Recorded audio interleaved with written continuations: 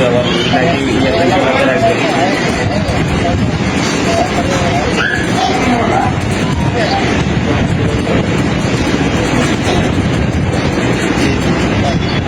আচ্ছা, নোয়াখালীতে কারা আছে? আমাদের তো হচ্ছে কিছু সমস্যা তৈরি হয়েছে কেন্দ্রিক। আপনার হচ্ছে যেমন স্যালমনঘাট থেকে সোনাপুরে সিএনজি ভাড়া ছিল 120 টাকা করে, এখন 300 টাকা পর্যন্ত করে নিচ্ছে যাত্রীদের করে একটা সিন্ডিকেট তৈরি হয়েছে আর কি। হ্যাঁ, আজকে ওই ঈদের 1-2 দিন আগ থেকে এখন পর্যন্ত।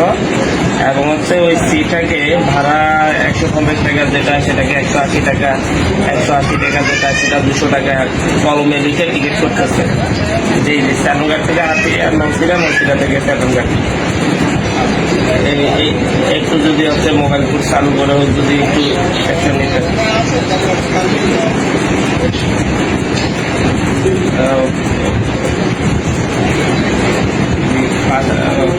পাশাপাশি হচ্ছে ঢাকা হাতিয়া থেকে ঢাকার লঞ্চ যেটা, ওটা তো কেবিন সিন্ডিকেটের অভিযোগ পাওয়া যাচ্ছে আর কি। যদি এটার তথ্য প্রমাণ দেয় আপনারা একটু যদি দেখবেন এই উপলক্ষে একটু জলদি ধন্যবাদ।